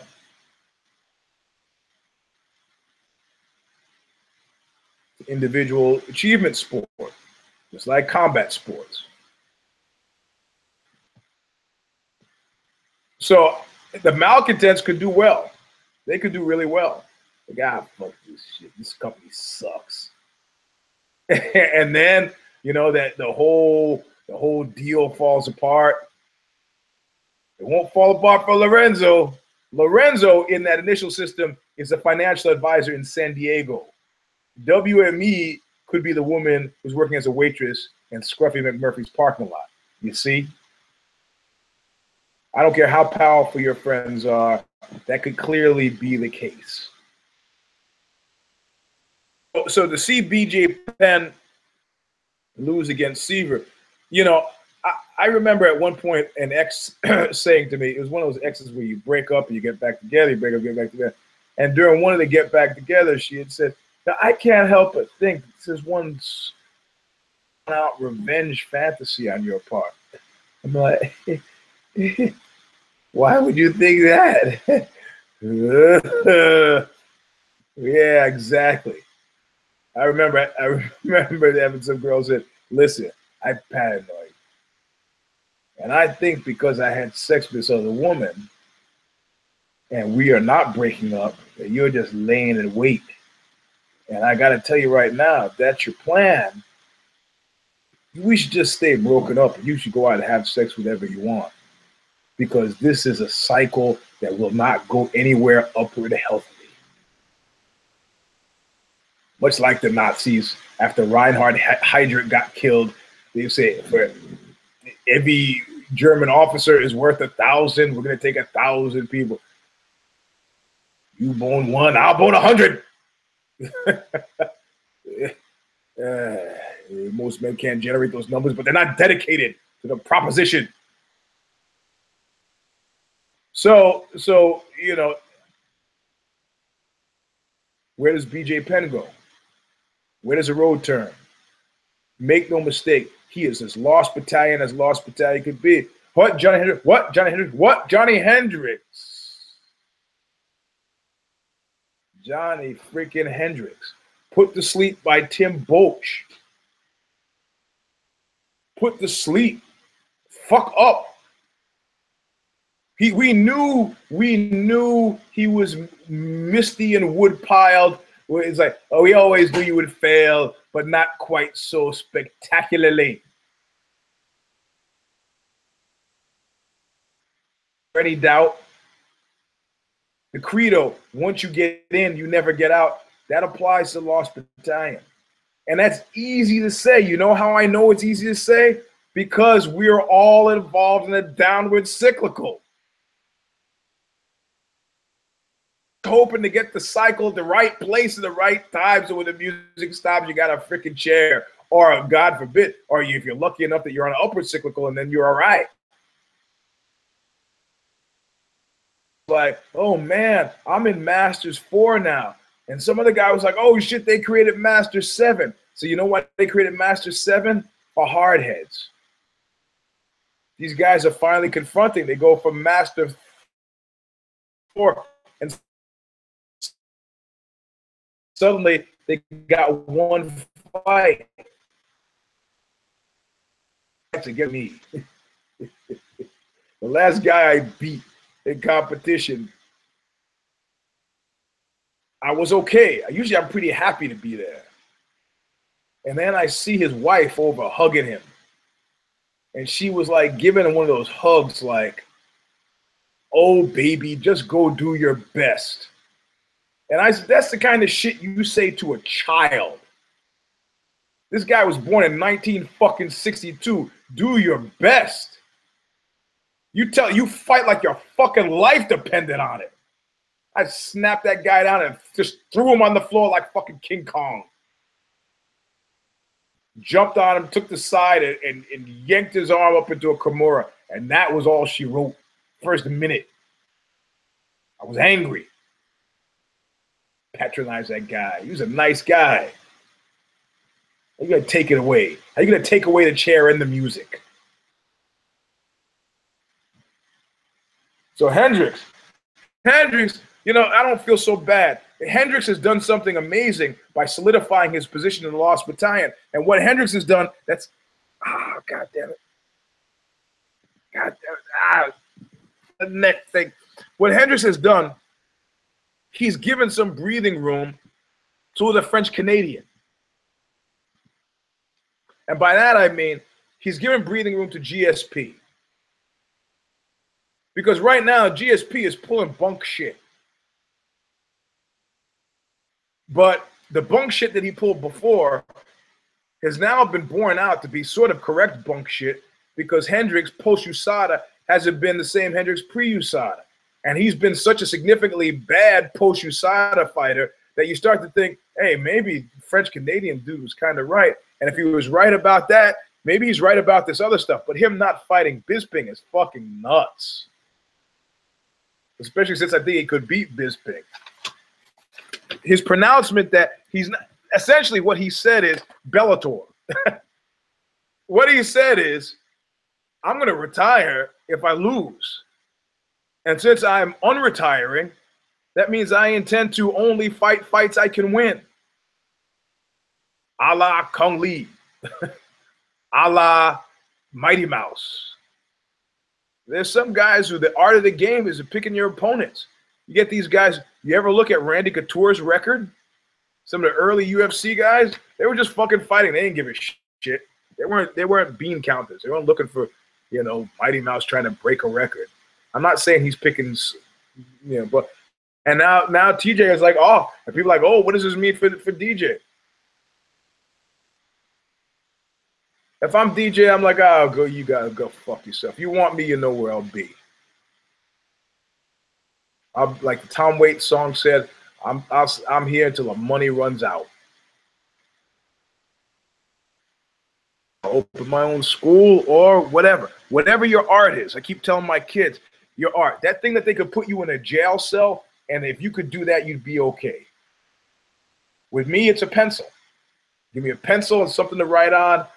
I don't even need a pencil. I can be a piece of charcoal. If I can write, I'm perfectly happy. That's how I can grimly sit from 8:30 in the morning to 7 o'clock at night in that one chair and write and not talk to anybody. Not being an unnice guy, I just like writing. Couldn't do anything else that long if you didn't like it. BJ Penn doesn't look like he.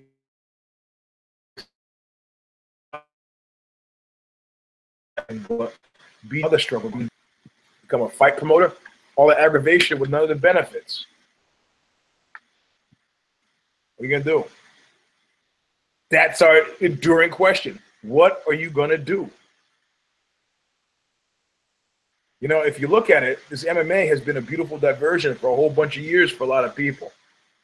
But I agree, and I don't think it can be denied. Sorry, I thought I was being a nattering. I thought I was being unnecessarily negative before, and then I had the unbounded euphoria of a return and a couple of good fights in a row, and I was like, no. WME is learning something. In actual fact, I thought they had taken something from their brain trust and put it into play. Really what was happening is the alphas were civil warized and to try to cut, and it was systematically being dragged down by the Zetas along with the Betas who are hoping for the best, and things are not really working out. And there's a war inside WME, and there's a war inside UFC, and there's collusion between the sides, and you can't keep the players straight. Because if you take an alpha, if you take a crafty beta on the UFC side who makes common cause with a low-ranking alpha, you could have a pretty significant business relationship. Alpha, a promising junior agent at WME. Match a promising junior agent with a Sage Northbutt. Who's Sage Northbutt? Who's Sage Northbutt?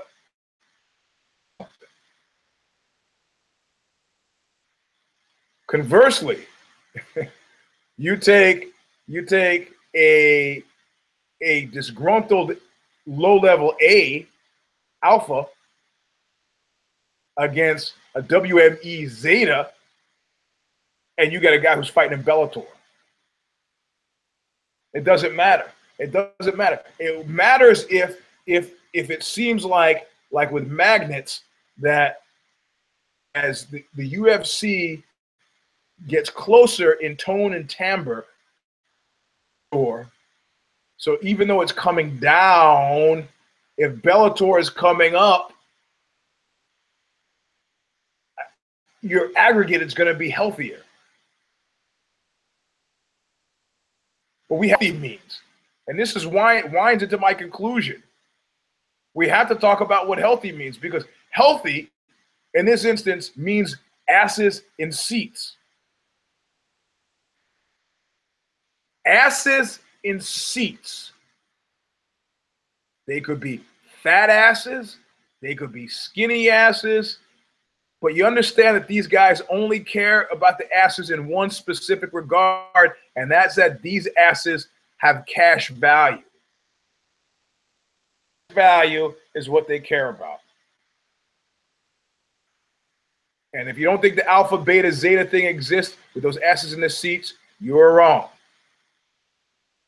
Mercedes, you will never see a Mercedes ad during a WWE event. You will not. They're not guessing, they know. Like your insurance guy is not guessing when he sets your rates, he knows. You're 18 years old and you're driving a Camaro, you're paying a lot. He knows. Why? Because I'm looking at fucking figures. The figures tell a story. So Tim Means and Alex Garcia, people said to watch the fight. I have a note here that says, watch Alex Garcia. And those guys are pretty quiet right around now. You see, I'll just show you what it says here. Right, you see it right there? You see? Alex Garcia, watch. I got contusions on my face here. Alex Garcia got beat by Tim Means. Good thing I didn't care about that fight. Joaquin Christensen and Dominic didn't care. If I did, I would have cared about Joaquin, but he lost. So going into it, Felice Herrig we cared about, sort of, not really, not for healthy reasons, and didn't pick. She won, which is not a surprise. Again, WME fueled UFC getting closer in tone and timbre to the rising Bellator. You got to understand that that's what's going to happen. That's what's going to happen. If you get successful insurgency, will knock off the trajectory, will damage the trajectory of an established player every fucking time. There's not a single time when it hasn't happened. What do I mean? Lionel Richie trying to rap. And some hip-hop guy said, no, Lionel, look. No, man. If we could sing like you, we would sing. But we can't, so we rap. You don't have to rap. You could sing. I would have done that. It's like some fighter friends, professional fighter friends who you might know, whose names I won't mention, went on a sex tour of Thailand, and one guy says, "Hey man, hey, if I myself,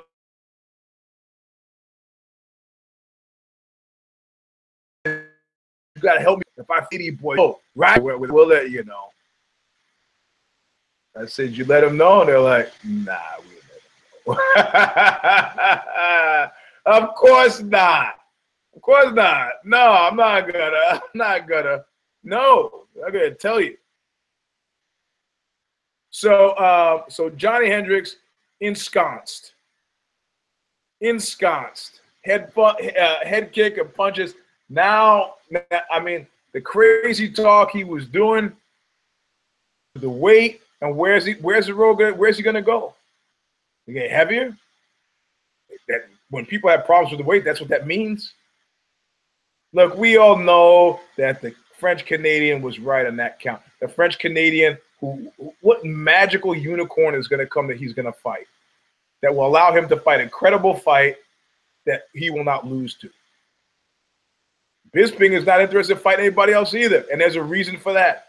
Everybody wants to fight somebody that's going to keep them on an upward cyclical.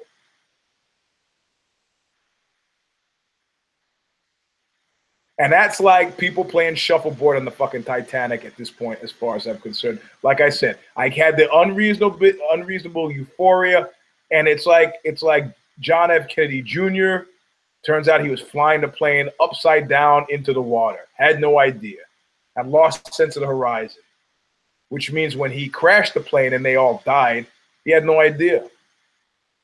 He's having a perfectly good day, and then he's dead. That's what's happening.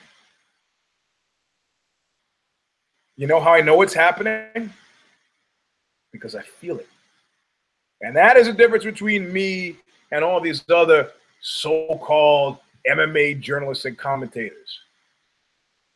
More right than their facts.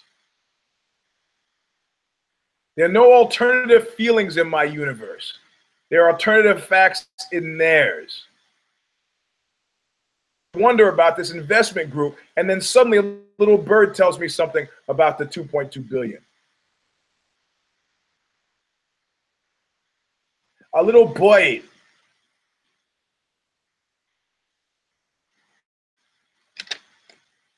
Michael Lee and Kevin Chaser. The people are now complaining that it was a submission. Kevin Lee submits Chiesa, and it was an early stoppage. It was too early.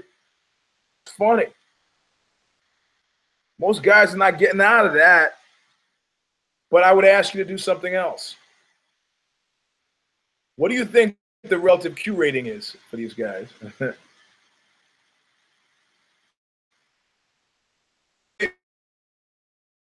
Let me. Do you the higher thing? No, probably not, right? Funny. I'm not saying it's cooked.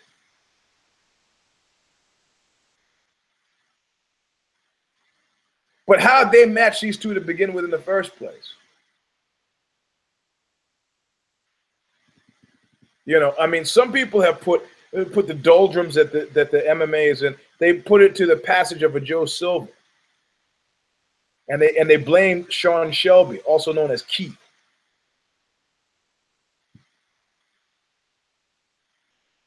I don't know.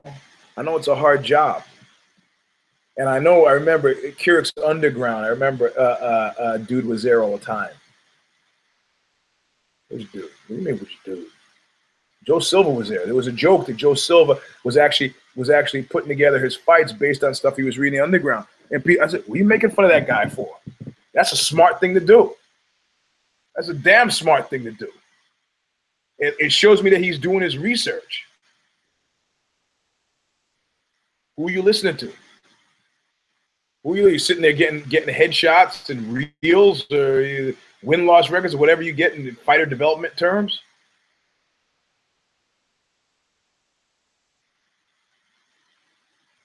So, so we have gotten to the end of all the fights that I care about. Not so much that I lie, but I just say stuff that ends up not being true. Like the whole 2-hour thing. I'm done, baby. The show's over. Actually, what's not done is my summation. And I know you're waiting for it tonally. Yeah, we got the knock out of the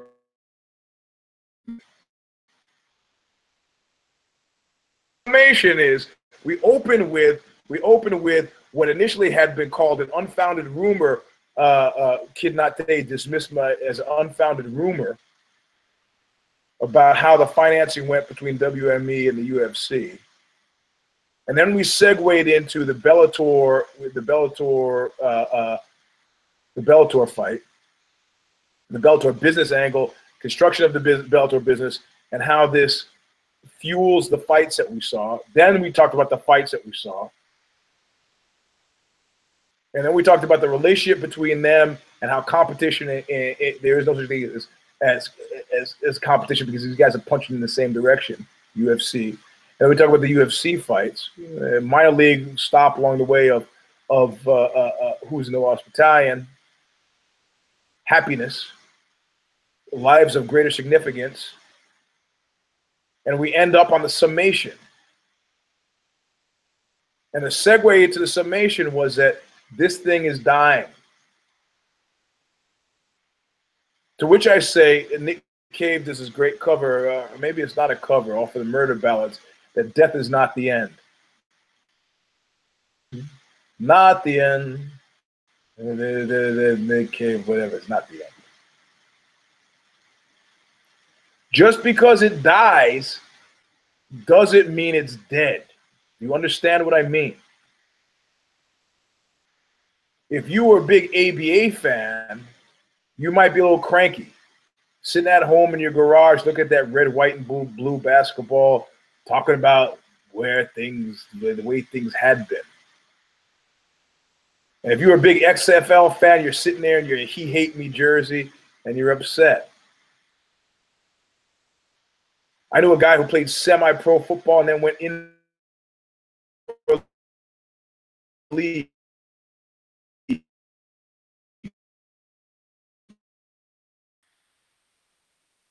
As long as the guy is willing to fight for it's behind the juniper bushes at the 7-Eleven, or it's in the octagon or a cage or a fight school, you know, people still go to gyms like Gleason's. Stockbrokers are still learning boxing. The discipline itself will not cease to exist. To participate in it via an appliance in your house that you stare at for upward of 2 hours, that might cease existing. Boxing is inherently unhealthy. Combat sports are inherently unhealthy because they're not based on the actions and the activities of organizations. Americans have this idea of the rugged individual. Bullshit. You've heard me say it before, and I'll say it again. Take 100 babies and put them in a field and come back in 100 days, you've got 100 dead babies. Why do you think terrorist groupings do as well as they do? They're organized. Organized crime. Organized. I got an article this week about a guy who was in the mafia and about why he quit the mafia. He was in the part of this mafia enterprise. His job was to run the business and get the money to a guy who was incarcerated. From fucking organized. You know, the logo for The Godfather was a marionette, was the hand and the strings, if you remember, in the early stages. I think in the end, yeah, it was a logo all the way through.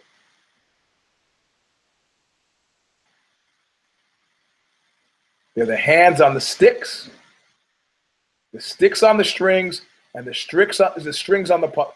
Hands on the sticks on the strings, and the strings on the fucking puppets. But like Bartley B. the Scrivener, I'm going to exercise a right. And that right is going to be, I prefer not. I'm not going to donate four hours of $15 a seat or $65 if I happen to do pay-per-view alone, or going to Vegas to entertain the city. And you realize that the feeding tributaries will go away as well. Unless you're Mr. Hockey, 85 years old, still involved in hockey. Wherever that game goes, he goes. He's pulling out facts and figures from his ass from 57, from 40, from 57, from 63, from 72. He's got his instant recall. That's great. Asperger, great. Me, on any given day, I'd rather be doing jiu-jitsu than watching somebody else do jiu-jitsu. So what does the future of MMA look like? Is it the same as the future of the UFC? No. Is it the same as the future of Bellator? No. sport needs now, and we're going to go back to shining the beach, slouching towards Jerusalem, or tiger, tiger, burning bright. What it needs is a savior. And I thought that was going to be Johnny Boney Joni. And now they're talking about, Conor McGee is talking about what his fight after the Mayweather fight. He's got another fight by December. And I'm not going to say he's going to be ruined first when he comes back, but it still has to be a fight of equal magnitude. If it's not against the Diaz, who the fuck is it going to be against? A GSP? Ooh. So it's not all doom and gloom. There are high points. There are high points, but they're few and far between, leading me to believe in aggregate that we are in a downward cyclical. And part of the problem with that downward cyclical is that the alphas are not interested in organization because there's so few of them. In football, you got guys who are building houses and sending kids in college who are betas. Fine coaches. You got physical therapists, you got water boys, you got equipment guys, you got groundskeepers putting kids through college. You got ambassadors, and they become ambassadors of goodwill for the sport they're engaged in because they're treated right from the bottom up. Individual contributor sports never tend to do that. On the range of betas, when you got Zeta fighters, clubhouse cancers, just think about that for a second. These are not goodwill ambassadors. These are cats getting arrested for running around naked in churches. There's one way out. Bellator has their head in the right place, and that's that these guys got to make money. People who make money jealously guard the money that they make and the way they make it. They become active participants. Not disgruntled, gruntled. But that's not what we have. Combat sports never managed to have that. Too few people whose hands and no organization. Which is funny given how close it's been to organized crime. This guy who wrote this mafia guy who wrote this piece for me, he's like, you know, they are running these businesses, busting their asses, working 17 hours, getting money to a guy who's in prison. And if they fuck it up, that guy in prison pushes a button on them. Just like that. But they don't fuck up because they're making so much money that they have a vested interest in seeing that the business continues. Jail. Fertitta's buying a $36 million beach house in Malibu, and what the fuck does that do for me? And there we go for the final payoff, because this is the ship USS USA. The only reason we're not in the streets and the streets not running with blood is because the carrot that is dangled is a prospect and a possibility that I too could be an alpha. You live long enough, you start to see something else though. You start to see that the carrot does this. Ah.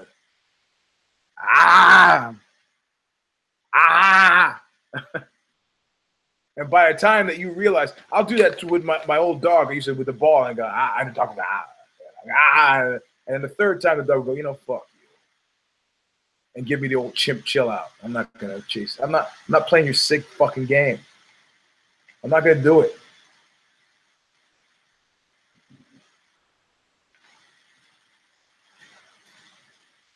So it depends. When you get a viral load of Zetas, your organization will collapse.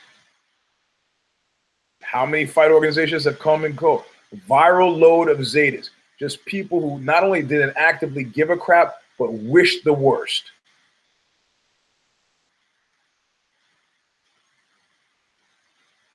So Can UFC expand on its core competencies while at the same time increasing growth deltas by moving its structure closer to, as urged by WME and maybe encouraged by Bellator, an entertainment model? It depends on the product, because the proof of the pudding is in the tasting. And if it tastes good, we'll stay. And if it tastes not so good, we won't stay. And on a downward cyclical, as the plane hurtles close to the ground, it's hard to tell what tastes good and what doesn't taste good. But if you're asking me how I feel after this weekend of fights, I'm going to tell you like Thomas Wolfe said. You Navy guys come in here, and you all look different. When you leave, you all look the same. How's that? Scared. Thanks for listening. This is the end of round 263. I'm your host, Eugene S. Robinson. If I did it, we'll see maybe on Wednesday morning with a care or don't care preview. International Fight Week is to talk about. Twitter is wide open at Eugene S. Robinson. You want to just sign up for Twitter. Instagram is still gated. Mr. Sleep 3 on Instagram. But you got to have a page, and you got to have shit on your page. And you come to me. Don't know this thing. I have to approve you before you know. You come to me. Have something on your page. If I like the stuff, I'll okay it. Go down below, like Kid Nate says, and give us a thumbs up if you like the show. If you don't like the show and you made it this long, give us one of these. Anyway, and buy Oxbow's Thin Black Duke. That's my record. It's on Tidal. It's on Spotify. It's on Bandcamp. It's on iTunes. It's on Amazon. It's at Target. It's at Best Buy. It's everywhere you can go. It's 39 minutes of glory. It's being hailed as one of the top records of 2017 thus far. I'm not shitting you. It's had reviews in Rolling Stone, The Guardian, BBC, NPR. People are saying it's a masterpiece, a work of genius, but I've been telling you that for years. You knew it. Anyway, we'll see you soon. Thanks for sticking here this long. Those of you who are waiting for me to cross the 2-hour mark and the actual minute, well, you can go screw yourself. I got close enough for a cookie. We'll see you soon. Get some sleep. Be careful. Take care of yourself. Don't get hurt. Look what they made me do!